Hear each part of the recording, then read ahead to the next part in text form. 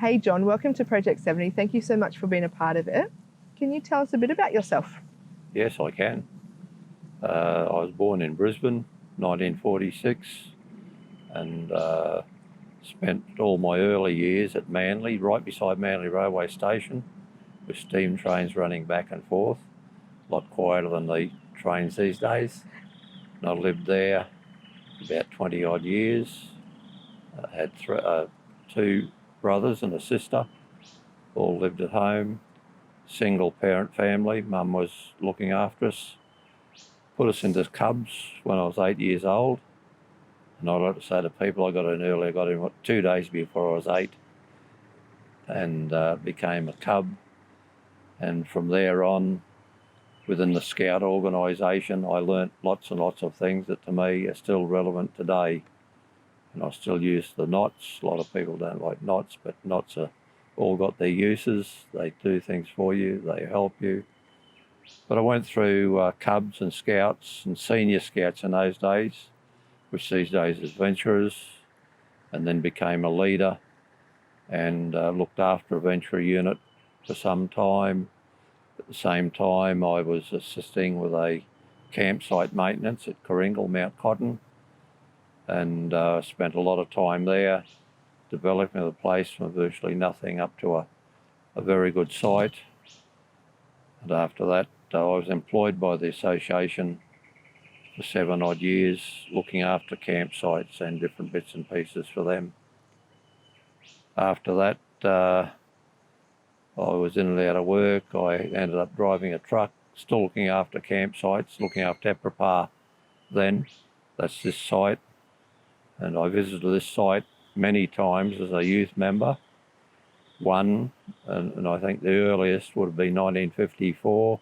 Our group would have come from Manly to here to have a group break-up at the end of the year, because our group leader used to talk about snow, and Snow was the first commissioner for Queensland, and he bought this land for scouting to do leader training here, because BP was on his way here in about 1933 or somewhere around about there. They bought this place in 1928, and just about everything that was constructed all happened in 1928. They were busy beavers in those days, and BP did visit. A lady, Baden Powell, visited, and there's stories used to hear about them, and unfortunately the people that could tell those stories are not with us anymore. But we try and keep the site moving, and we're going to try and rebuild some of the old items that were here. I don't know that we'll get to the suspension bridge. That is just too major to tackle that with what's required, engineering expenses, materials and all the rest of it. And it would be a lot of money spent, probably for little effort in the end. But I've been involved with this site again since 1993, looking after all sorts of things on the site, weeds, construction of boardwalks, planting trees, growing trees, running a nursery, native plants. And we used to try and sell native plants to make money, but everybody wants natives, but nobody wants to buy native plants. And we've still got just a few these days that we have in the nursery, but I've still got areas that want to plant. We've got a resident sea eagle, white-bellied sea eagle nest on site. It's been there at least since 1993. It's into its third location now. It virtually they have chicks every year, and it's interesting to have a look because they come through with food, sea toads, spiky sea toads, and they skin those and drop the skin in a spot all the time. They must come in, fly into a certain spot in a tree, sit there, process their food, drop or discard the useless bits, and then go to the nest. And even mud crab shells, long tom fish heads, brimfish heads, all sorts of things turn up in there. But we're hoping to plant native species there because we've got rid of the lantana at this stage.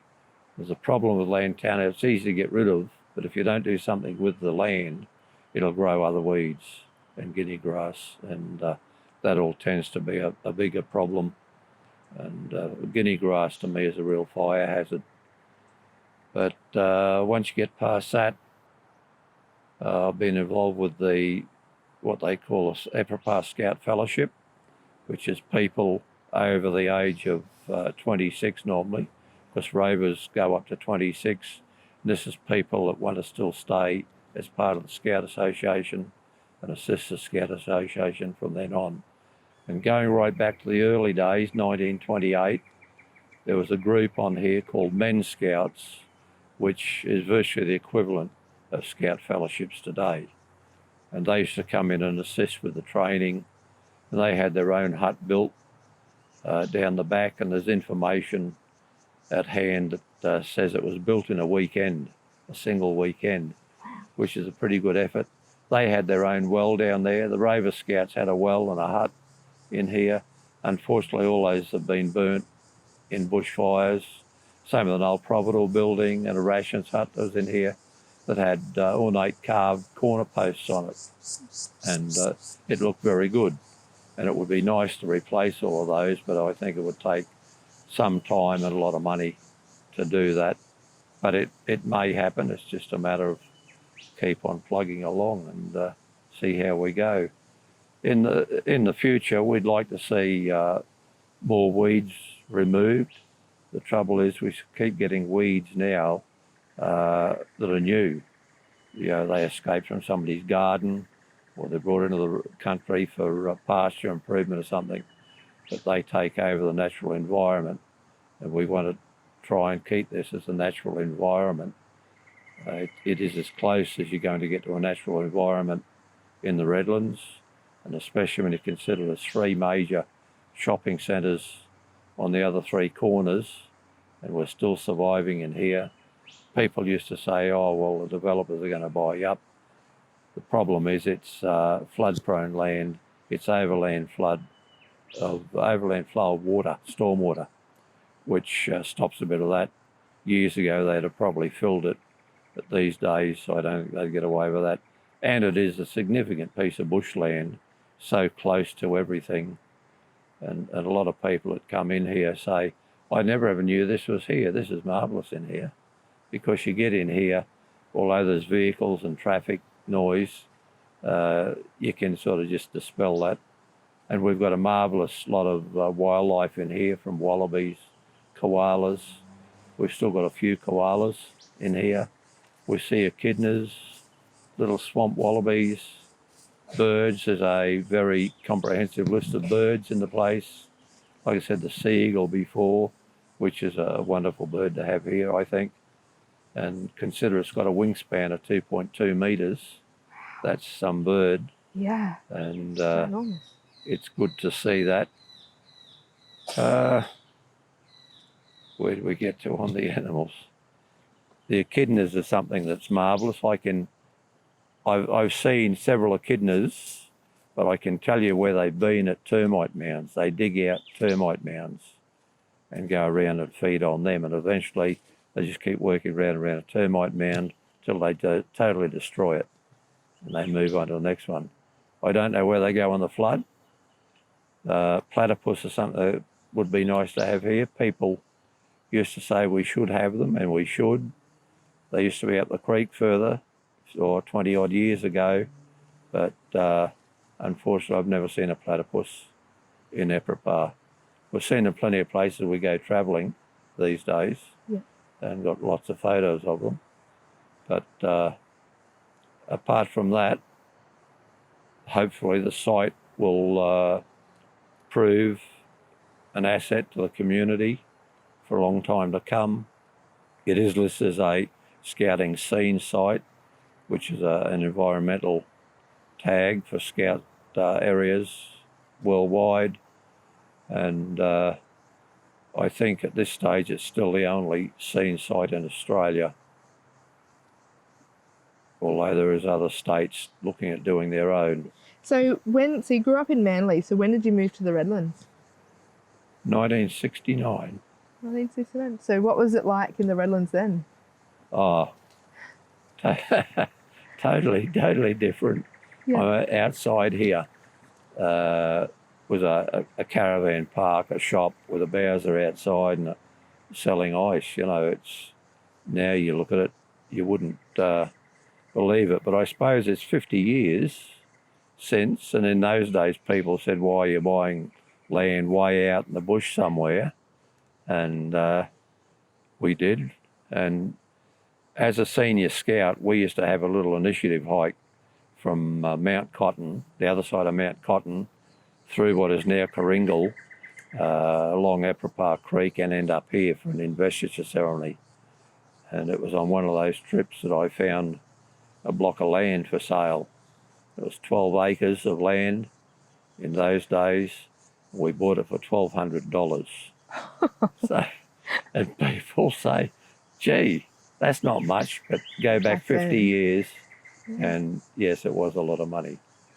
And we've lived there ever since. It's still covered in pretty much bush. There's not many blocks along there now that are bush. They talk about koalas there. We've seen a few koalas, but not many.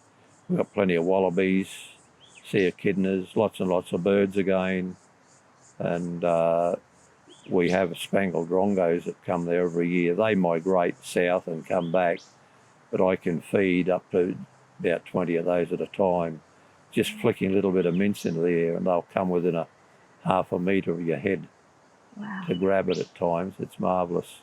But we feed kookaburras and magpies and butcher birds and lorikeets, white cockatoos, galahs, and we even get king parrots occasionally these days, which is good. And we have seen red-tailed black cockatoos there, but only on rare occasions, although we suspect they're there more often because when they're there, they don't make much noise. They just feed on the casuarina trees, eating the cones are open and taking the seed.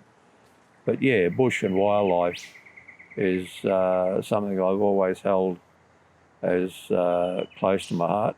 I love the bush. Yeah. I live in the bush. You can work in the bush. Come to the bush on weekends, and I used to do a lot of bushwalking early days, all over Lamington, Carnarvon Gorge out west.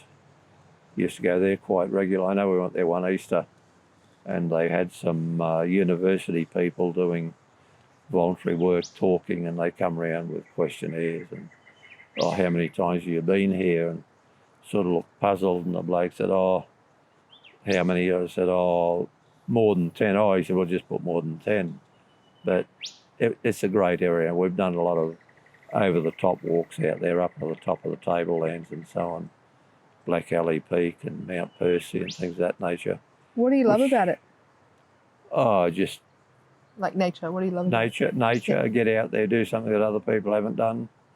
I know on Black Alley Peak, on top of that was just a can of rocks, a heap of stone with an aluminium canister in there with the names of the people that have been there before us. I think it was about 14 people or something. And I knew one of those. He was a scout leader that I knew, which was very good. No, some of those places are a challenge to get into and out of. You've got to navigate your own way with maps. If you can get maps, there wasn't much in the way of maps available out there in those days.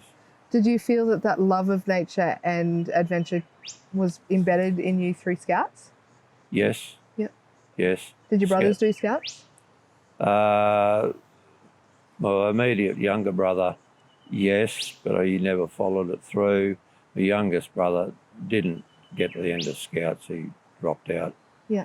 And so, yeah, but my daughter was a guide. My sister was a guide. So was my daughter a guide. And she was also a scout. My son was a scout for a while. The youngest daughter never joined. She just stayed out. Yeah. What was it like bringing up kids in the Redlands? Oh, I think it's pretty good in the Redlands. Going back 20 years is probably even better than what it is now. I mean, the pace now and number of schools and things is probably, I know, a little bit over the top. I'm not in favour of fast food outlets, but, you know, we've got dozens and dozens and dozens of them. And I think far too many people virtually live out of fast food outlets. Yeah. But it's a good place. There's plenty to do if you want to get interested and look around at what's going on, what to be with. My son plays an awful lot of indoor cricket, and I know, excuse me, early days he would play his own teams, but the men's teams would be short a player, and they'd ring up, "Is Jason available?" And of course, the wife would take him down and he'd have his game.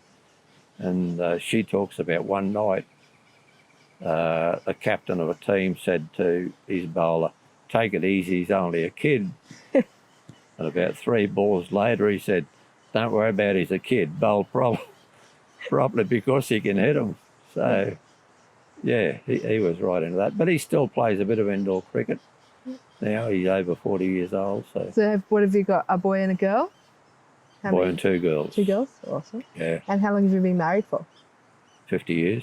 Wow. So that's amazing. So what do you think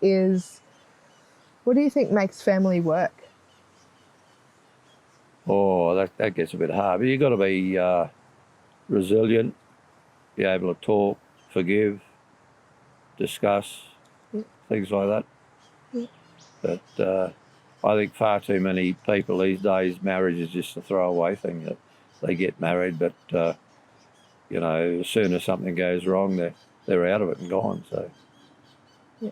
I just think there's no commitment, no real commitment these days with a lot of people. It's too easy to go. And what did Scouts teach you about community and the importance of it? About community? Yeah. Oh, well, community is, it's all of us, and we need to work together as a community for the benefit of the community. And just, make sure that things happen. If there's something that needs doing, you get in and assist, or assist people with that aim. Yeah. And you said you were a truck driver? Yes. Where did you used to drive to, and what was it like being on the road? I had a tip truck. It was all local work, anywhere between Cunningham's Gap and North Coast, I suppose. It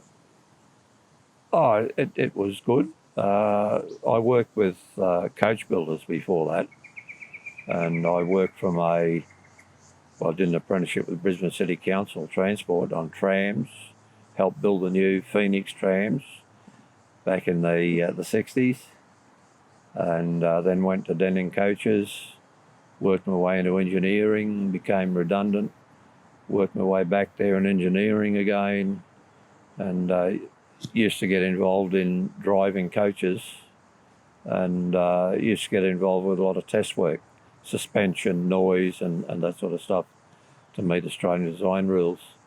But we had some fun and some hairy times test driving coaches. I say to people, you get young fellas now in trouble for drifting, but we used to 6-wheel drift a coach fully loaded in test work. So, and not just once, time after time. Yeah. Because the coach at that stage, we're at Charleville, we're on the road 23 hours a day, 3 drivers, 5 hours on, 10 hours off, and away you'd go, and you'd do about 450k or something in that time. Yeah. All on dirt road, predominantly dirt road, because we're testing suspension. Yeah. And, wow. And so you obviously live and visit 2 amazing places in the Redlands, but where's your favourite place in the Redlands? At this stage it's Ephrata, but as far as bushland areas, Coringle's got to come a very good second. I did an awful lot of work at Coringle. Whether people know that or not, I'm not sure. But early days, we did an awful lot of work at Coringle and developed it from very basic up to something that, had a lot of facilities and so on there to provide to people. And what is some advice you would give to young children of today? Throw away your electronic devices and get outdoors. Yeah. I think even my grandkids, they've got tablets that, they'll just play for hours and hours if you let them. And to me, I don't know, it's a waste of time just doing that. Yeah. But I also think going to the pub and getting drunk is a waste of time, and people sort of, a lot of males sort of gasp a bit of that, but that's it. It's the way it is.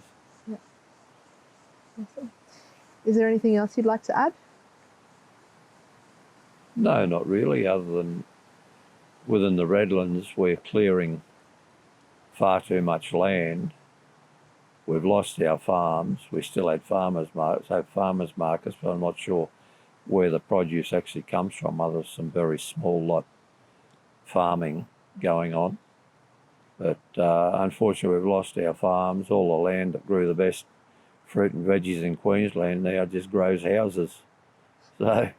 So but also we need to be very careful how we develop and stop the urban sprawl, because that's not only the Redlands, and there's something just only the last week on the radio they're talking about from the New South Wales border to Noosa will just be suburbia, and I forget how many years they said, but it will just be houses all the way.